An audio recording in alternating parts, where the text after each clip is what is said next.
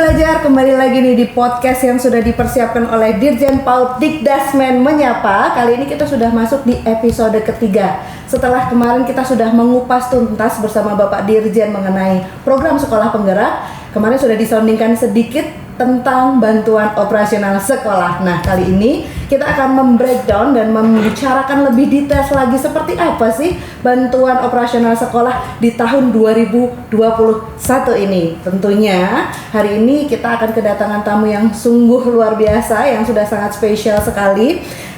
Nanti saya akan kenalkan, tetapi sebelumnya Sobat Belajar harus sudah follow Instagramnya dari PAUD Dikdasmen. Jadi teman-teman bisa melihat seperti apa sih teaser-teaser yang sudah disiapkan dan juga bisa melakukan TikTok secara langsung baik melalui kolom komen ataupun DM. Oke, dan jangan lupa ya tetap subscribe YouTube-nya dari Dirjen PAUD Dikdasmen untuk bisa mengikuti perkembangan podcast atau siniar yang sudah dipersiapkan.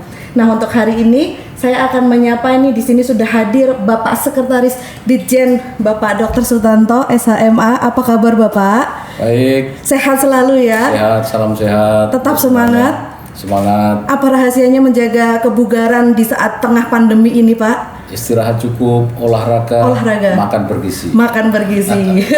Dan tetap kami sudah melakukan semuanya ini dipersiapkan dengan prokes yang berlaku. Kami sudah melakukan swab antigen dan juga menggunakan masker ketika tidak on air. Kemudian kita menerapkan cuci tangan, menggunakan hand sanitizer, dan ruangan ini telah disanitize. Seperti itu ya Bapak. Ya. Jadi tetap harus sehat, Sobat Belajar harus tetap semangat untuk menghadapi pandemi. Dan gimana nih Pak, mau menyapa dulu Sobat Belajar yang ada di seluruh Indonesia ini? Ya, selamat sore teman-teman Sobat Belajar semuanya. Saya kira kita masih dalam situasi pandemi. Nah, teman-teman tetap harus menjaga protokol kesehatan, jaga jarak, menggunakan masker, dan selalu satu lagi? Tetap bugar Pak tadi. Oh, tetap bugar. Makanya saya mau nanya nih, kan teman-teman pada belajarnya masih belum tatap muka ya Pak ya, masih di rumah aja ini ya. Gimana Pak bisa menjaga mereka agar tidak bosan, kemudian moodnya tetap ada dan tetap bugar itu? Bapak bisa kasih saran-saran sedikit nih ke Sobat Belajar yang ada di Indonesia? Ya, jadi begini, sebetulnya peraturan perundangannya itu namanya SKP 4 Menteri ya. Oke. Menteri Pendidikan, Menteri Agama, Menteri Dalam Negeri, dan Menteri Kesehatan. Nah, itu mengatur bahwa sekolah itu diperbolehkan tatap muka. Tetapi tidak diwajibkan. Itu aturan seperti itu. Jadi sudah diperbolehkan. Sejak kapan itu Pak? Mohon maaf. Sejak tanggal 20 November. Ya, SKP 4 Menteri itu sudah diterbitkan ya. Jadi sekolah itu boleh tatap muka, memang tidak diwajibkan. Nah, kebijakan membuka dan menutup itu diserahkan ke pemerintah daerah. Jadi kalau untuk PAUD, SD, SMP itu kewenangannya ada di kabupaten kota. Kemudian kalau SMA, SMK, dan SLB itu kewenangannya di provinsi. Nah, tentunya ketika sekolah akan diizinkan membuka, Dinas Pendidikan yang terkait itu harus melakukan evaluasi setiap sekolah. Apakah sudah memenuhi syarat atau belum? Nah, kalau sudah dibuka, tidak masalah. Jadi boleh. Tetapi tentunya tidak semuanya masuk ya Pak ya. Ada giliran seperti itu, seperti orang-orang bekerja pada umumnya yang dibatasi jumlahnya. Jadi itu aturan protokolnya seperti itu. Jadi membatasi jumlah. Jadi maksimal 50%. Jadi biasanya misalnya SMA 1 kelas 36. Nah, di masa pandemi ini paling banyak berarti separuhnya. Separuhnya aja, 18-an ya. 18 gitu. Dan tentunya dibuat shift ya, atau sehari masuk 1 hari. Nah, itu diserahkan kepada Dinas Pendidikan. Untuk mengatur itu semua. Jadi kalau ada yang bilang sampai sekarang belum boleh PTM ya. PTM itu pembelajaran tatap muka. Sudah Jadi sejak awal pun diperbolehkan, cuman zonanya dulu dibatasi. Dulu SKP 4 Menteri itu yang pertama kan hanya boleh hijau saja. Kemudian direvisi hijau dan kuning boleh. Kemudian bulan November tanggal 20 itu diterbitkan baru semua zona boleh.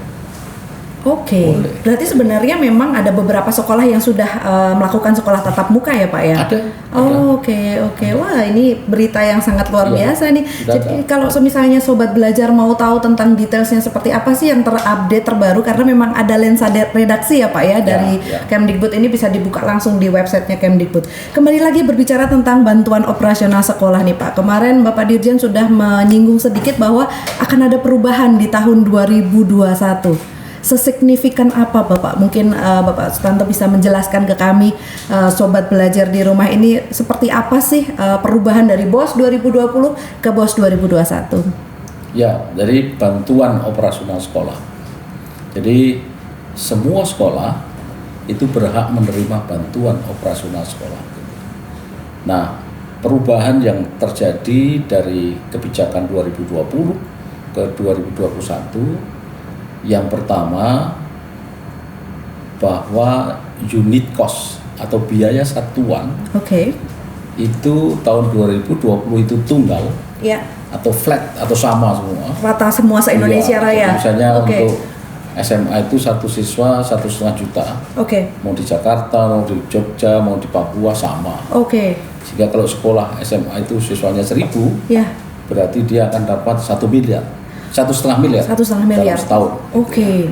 Nah, itu tahun 2020. Baik. Dan tahun-tahun sebelumnya. Nah, untuk tahun 2021 itu kita unit cost-nya majemuk. Majemuk itu artinya variatif. Ya, jadi di Jakarta mungkin 1,5 juta ya. Untuk anak SMA. Tapi di Papua itu bisa 3 juta per anak per tahun gitu. Jadi berbeda. Dikarenakan infrastrukturnya atau karena apa ya Pak faktornya? Kenapa mulai tahun 2021 unit cost-nya berbeda? Jadi Mas Menteri mendengarkan masukan, usulan dari berbagai pihak dari semua stakeholders, dan mempertimbangkan memang kenyataannya memang kebutuhannya itu tingkat kemahalannya berbeda gitu ya. Kalau kita beli semen di Jakarta ini yang 50 sak itu harganya 60.000, di Papua sana 900.000. Itulah infrastruktur dan karena transportasi juga terkendala ya Pak ya. Baik. Biaya pengiriman juga seperti itu. Nah, mengakomodasi dari permintaan usulan itu, maka mulai tahun 2021 unit cost atau biaya satuan per anak per tahunnya dibedakan antara daerah satu dan lain. Tetapi juga ada yang sama, kalau memang tingkat kemahalannya itu sama, itu juga memang juga sama gitu ya. Tapi kalau memang berbeda, itu juga dibuat berbeda. Penganalisaannya untuk membedakan details datanya berdasarkan apa Pak? Perbedaan misalnya antara Pulau Jawa ini kan besar sekali ya. Ada Jakarta, ada Solo, kan itu masih termasuk Jawa. Seperti apa itu perbedaan? Jadi dasar perhitungannya itu menggunakan namanya indeks kemahalan konstruksi. Indeks kemahalan konstruksi. Dan indeks peserta didik. Ada dua itu yang jadi pertimbangan. Jadi indeks kemahalan konstruksi itu dikeluarkan dari BPS. Jadi setiap kabupaten itu berbeda-beda. Tapi juga ada yang sama ya. Tentunya yang tingkat kemahalannya sama ya sama kayak gitu. Misalnya Solo dan Klaten itu kan dekat. Biasanya sama juga. Nah, itu yang kita menghitungnya seperti itu. Tetapi ada kebijakan lagi,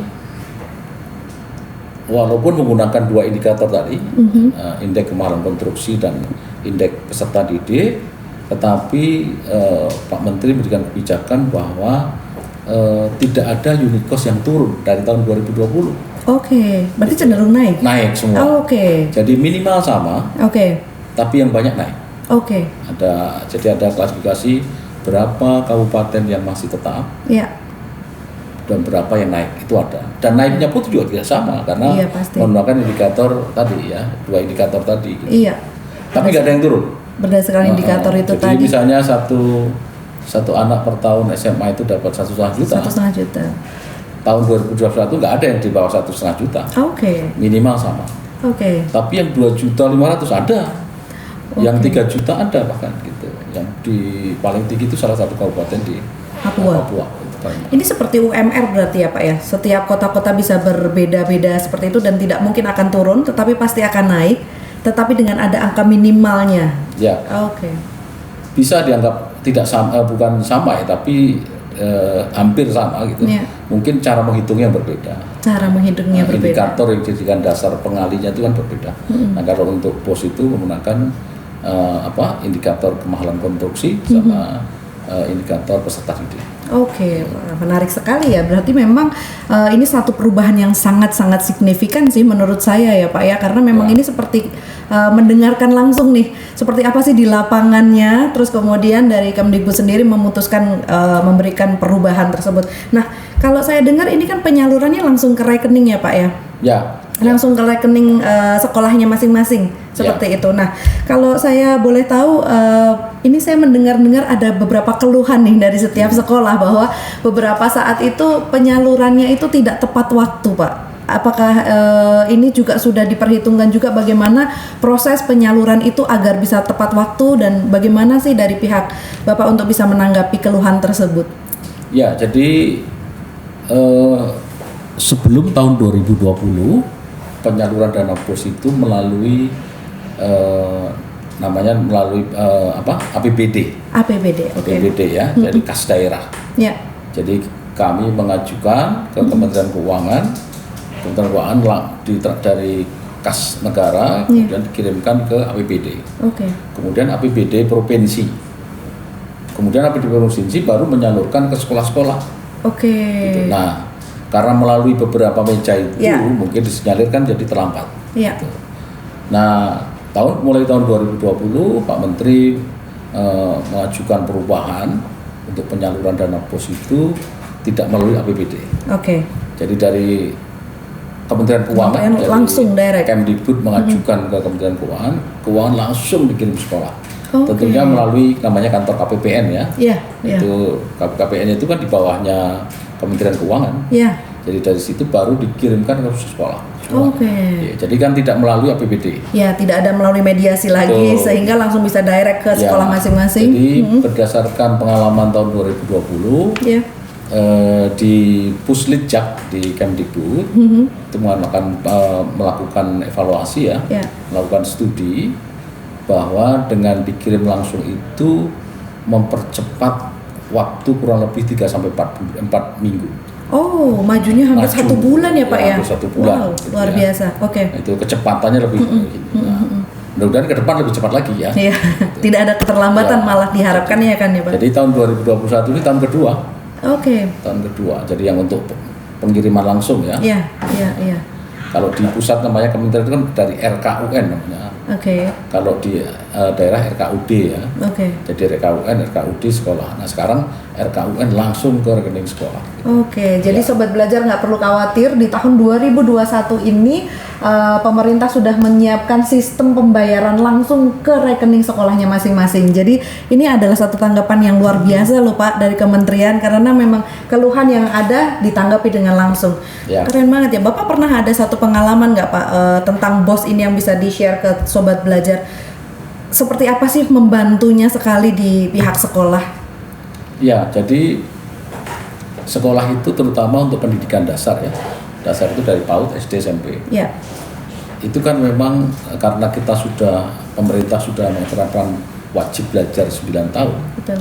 Itu kan untuk sekolah negeri kan dilarang untuk memungut. Nah, anggaran yang digunakan untuk operasional sekolah itu sebagian besar memang menggunakan dana dari BOS gitu. Nah, ada 1-2 kabupaten kota yang memang PAD-nya tinggi itu memberikan tambahan. Namanya BOSDA. BOSDA, singkatan dari apa itu Pak? Bantuan Operasional Sekolah Daerah. Oh, jadi dari daerahnya sendiri ya Pak ya? Itu dari daerah yang memang anggarannya banyak itu memberikan tambahan itu. Karena memang sebetulnya bantuan operasional sekolah itu yang dapat dari pusat itu sebetulnya belum bisa memenuhi kebutuhan anggaran yang ideal di sekolah. Gitu, yang ideal ya. Baik, idealnya masih kurang ya. Masih belum sampai 100%. Nah, memang sewajarnya pemerintah daerah itu memberikan tambahan gitu. Tetapi ada juga pemerintah daerah yang memang dari sisi keuangannya belum mencukupi ya, belum menambahkan. Tapi sudah banyak yang memberikan tambahan. Nah, kenapa sekolah itu sangat terbantu dari dana BOS tadi sesuai pertanyaan itu, karena memang anggaran untuk operasional sekolah itu dari situ. Iya, iya. Dan sekolah negeri kan tidak boleh memungut. Iya, harus gratis total kan gratis, ya Pak ya. Ya betul. Sama sekali ya, tidak dipungut biaya. Ya, untuk sekolah itu ya. Itu memang dari situ. Okay. Sehingga kalau itu terlambat, teman-teman sekolah juga agak operasional goyang gitu. Jadi itu penting sekali gitu. Bisa segera diterima di awal di awal bulan ya. Dari sekolah gitu. Kalau bantuan operasional sekolah ini kan biasanya digunakan untuk pembiayaan honor, kemudian buat operasional. Bukan, atau apa saja Pak? Boleh dijelaskan, mungkin ada yang beberapa. Sebetulnya ada 12 item ya. Jadi tapi saya tidak cerahkan satu-satu apa nanti. Big picture-nya aja Pak, garis besarnya. Misalnya untuk pembelajaran, proses pembelajaran.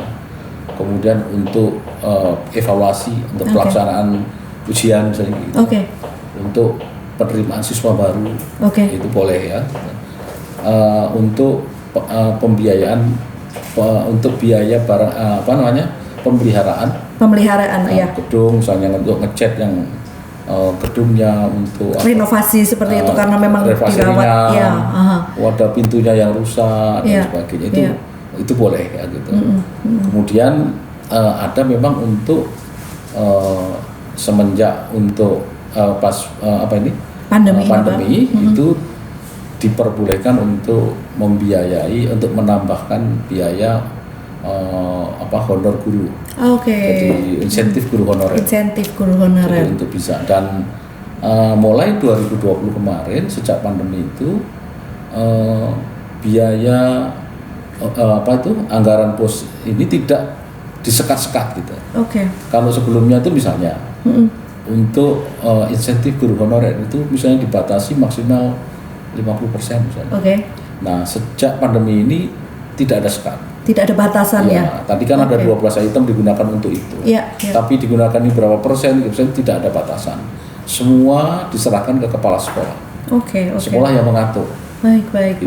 Jadi tetapi tentunya karena semua yang mengatur kepala sekolah bertanggung jawab. Jadi akuntabilitasnya itu diserahkan ke kepala sekolah. Berarti ada syarat-syarat tertentu dong Pak untuk sekolah itu bisa menerima dana BOS. Ada syarat, kemudian ada mekanismenya, seperti apa itu Pak? Bisa dijelaskan? Jadi secara garis besar sebetulnya semua sekolah itu bisa menerima BOS, baik negeri maupun swasta. Syaratnya nomor 1, setiap tahun itu minimal 1 kali sekolah itu mengupdate datanya. Data. Data apa gurunya, data siswanya, data sarpras itu jadi semua harus diupdate. Nah, lebih sering lebih baik mengupdate itu, tapi paling tidak sekali setahun. 1 kali dalam 1 tahun. Karena data itu akan diambil per 31 Agustus. Jadi cut off date namanya. Cut off date-nya tanggal 31 Agustus. Nah, data yang diambil di akhir Agustus itu dijadikan dasar untuk memberikan BOS. Jadi nanti di bulan berikutnya itu ketika kita memberikan BOS, jumlah siswanya kan kita memberikan dasarnya berdasarkan data siswa. Itu yang diupload. Jadi sekolah A ini siswanya 100. Kita cara bayarnya dari situ. 100 kali sekian. Kan gitu ya. Berarti sekolah itu akan terima uang sekian. Gitu. Nah kan kita kirimkan 3 kali itu. Tidak tahap sekaligus 1, 2, 3 kan ya Pak? Ada 3 tahap ya. Tahap 1 30%, tahap 2 40%, tahap terakhir 30%. Tadi Bapak singgung bahwa sebenarnya sekolah swasta bisa menerima dana bantuan operasional sekolah juga ya Pak? Iya. Ada perbedaan signifikan dengan kalau sekolah negeri tidak Pak? Karena kalau swasta kan tetap murid dipungut biaya nih untuk bersekolah. Sementara tidak, sama persis. Bisa sama persis? Sama persis, jadi dihitungnya unit cost-nya sama, dikalikan jumlah siswa. Gitu. Jadi sama, negeri swasta sama. Gitu. Tadi ada SD, dimulai dari SD, SMP, SMA ya Pak ya? Tadi saya sempat baca ada juga sekolah luar biasa. Nah, di sini kalau di sekolah luar biasa ini memang dananya agak cukup tinggi karena memang kebutuhan mereka lebih luar biasa daripada yang lain. Boleh dijelaskan atau diceritakan Pak kalau tentang sekolah luar biasa ini seperti apa sih mekanismenya? Apakah berbeda atau sama persis atau ada hal-hal yang karena memang di sini biaya untuk merawat anak-anaknya berbeda, kemudian ada fasilitas pendukung atau seperti apa Pak yang bisa disampaikan ke sobat belajar? Sama, jadi persyaratannya sama. data yang digunakan juga sama dari Dapodik ya. Tadi syaratnya kan dia mengupdate, kemudian mempunyai NPSN. NPSN apa Bapak? NPSN itu nomor pokok sekolah nasional. Nomor pokok sekolah nasional. Oke. NPSN nomor pokok sekolah nasional. Jadi kalau sekolah itu belum punya NPSN, itu tidak bisa dikasih pos. Jadi harus didaftarkan dulu kan. Registrasi dulu, sudah di-approve seperti itu ya Pak, baru bisa? Ya. Itu jadi untuk SLB sama juga seperti itu. Cuman yang membedakan adalah unit cost paling tinggi. Nah, jadi kalau SMA tadi 1.500.000, ya. Misalnya ya tadi tahun kemarin itu. Nah, kalau sekarang kan variatif ya. Nah, itu di SLB paling rendah waktu itu 2020 itu 2 juta per anak ya Pak ya. Dan pasti akan naik di tahun 2021 ini. Dan tergantung daerahnya ya. Pasti. Karena sekarang kan berbeda antar daerah. Jadi sama persyaratannya, cuman unit cost-nya yang berbeda. Jadi kalau sistem mekanisme kita sudah mengerti pelaporannya Pak. Kan tadi dibagi 3 kali ya. Tahap pertama, kemudian tahap kedua, kemudian tahap ketiga. Ketika dana BOS yang tahap pertama sudah cair, kemudian menunggu tahap kedua, pelaporannya seperti apa sih Pak sebenarnya yang wajib dilakukan sekolah-sekolah penerima BOS ini? Melaporkan data seperti apa sih ke Kemdikbudnya? Ya, jadi pengalaman yang dulu-dulu itu kalau hanya diatur sekolah itu setelah menerima uang kemudian menggunakan uangnya diminta melaporkan itu agak sulit ya melaporkan gitu. Biasalah begitu. Terima uangnya mau tapi buat laporannya nggak mau kan. Tiba-tiba lupa saja gitu ya. Jadi sejak tahun 2020 itu menjadi syarat. Kan diberikan 3 tahap. Untuk tahap pertama itu tahap 3 dulu, kita biar gampang ya. Kita mulai dari tahap 3. Ya, untuk tahap 3, menerima tahap 3 itu syaratnya penggunaan dana yang tahap pertama itu harus sudah dilaporkan. Dari yang tahap 1 dan tahap 2 atau tahap 1 tahap 1 aja. Di tahap 1. Untuk bisa menerima yang ketiga. Itu tahap 1 harus sudah dilaporkan. Breakdown-nya digunakan apa saja seperti itu ya Pak, dengan besarannya saja. Kemudian untuk tahap 1 tahun berikutnya, jadi misalnya tahun 2020, tahap 1-nya kan ini Januari nih, 2021. Itu syaratnya tahap kedua tahun sebelumnya harus sudah dilaporkan. Nah, untuk tahap kedua tahun berikutnya akan diberikan setelah tahap ketiga tahun sebelumnya itu dilaporkan. Jadi saling gitu. Nah, itu saya kira kita sudah memberikan waktu yang cukup ya. Karena kan misalnya ini itu kan per tahap itu kan 4 bulan. Per bulan. Satu tahap itu kan digunakan 4 bulan. 4 bulan. Ya kan setahun bagi 3 kan? Bagi 3 berarti per 4 bulan ya Pak. Nah, artinya kalau sekolah itu akan terima tahap ketiga, itu berarti kan sudah 8 bulan kan? 8 bulan yang lalu. Kan sudah 8 bulan kan? Dia disyaratkan untuk melaporkan yang tahap 1. Berarti kan 4 bulan pertama. Kan sudah lewati 4 bulan kedua juga kan? Kan harusnya tidak memberatkan. Sangat tidak memberatkan sih. Tapi ada Pak kendala-kendala yang masih saja.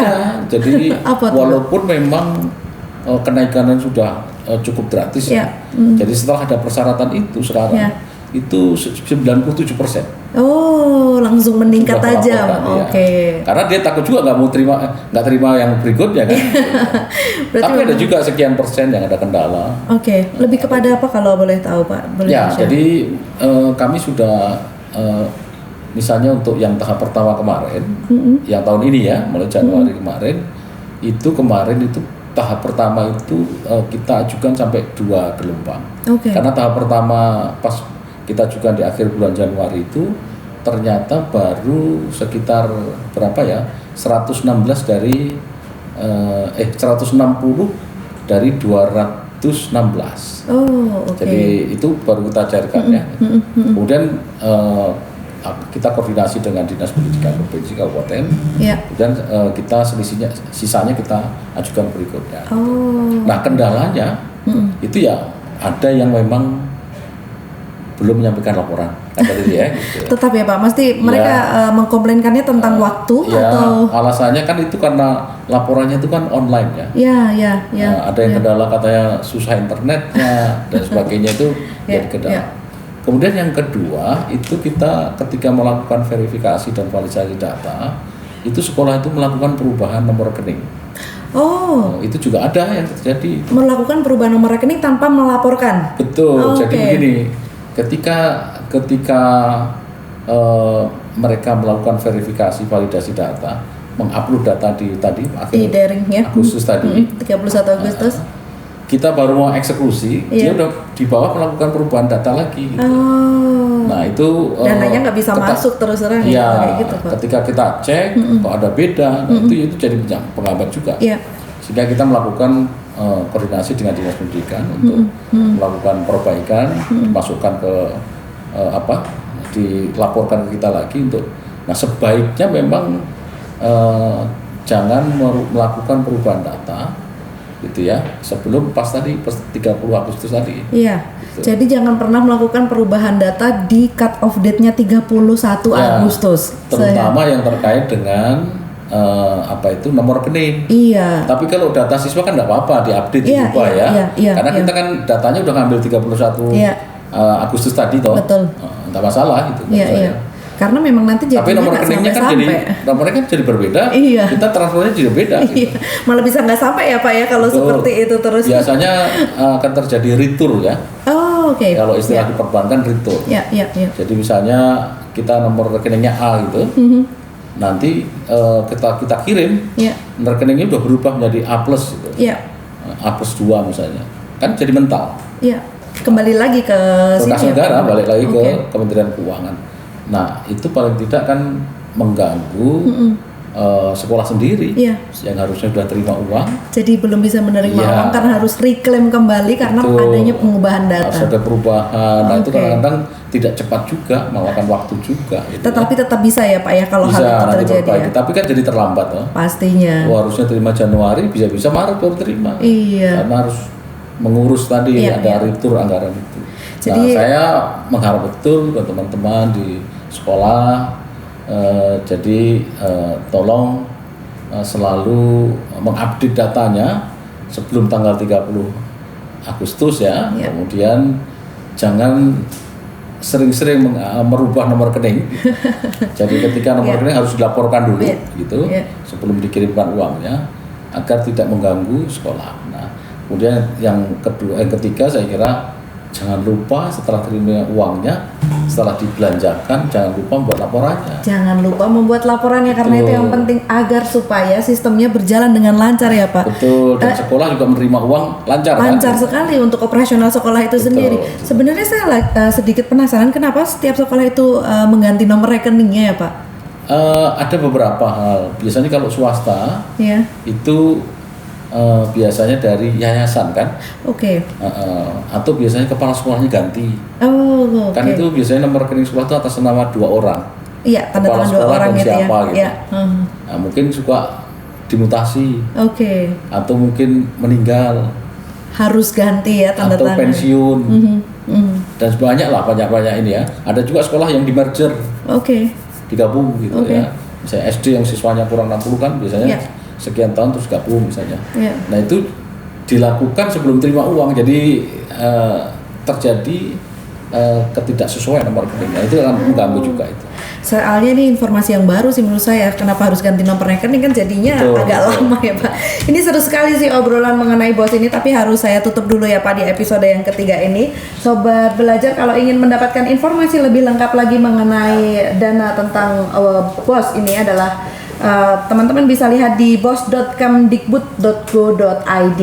Jadi kalau misalnya Sobat Belajar ingin tahu seperti apa sih detailnya, cara-caranya ada semua di website tersebut ya Pak ya. Bapak Sutanto terima kasih sekali untuk mengisi di episode 3 ini. Kita akan ketemu di lain waktu untuk bisa membicarakan seperti apa sih harapan-harapan dari Kemdikbud ya nantinya tentang adanya penyelenggaraan dan perubahan sistem dari BOS ini. Terima kasih sekali lagi ya Pak ya. Waktunya tetap sehat, semuanya. tetap bugar. olahraga terus ya Pak ya. Ya, jaga kesehatan semuanya. Tetap jaga kesehatan dan jangan lupa Sobat Belajar untuk tetap selalu mematuhi protokol kesehatan dimanapun berada. Pakai masker, mencuci tangan dan menjaga jarak. Itu adalah hal-hal yang sangat mudah dilakukan sebenarnya. Tetapi kalau kita lengah sedikit saja, kapan pandemi ini akan berakhir? Begitu ya Pak ya. Sampai ketemu di podcast selanjutnya.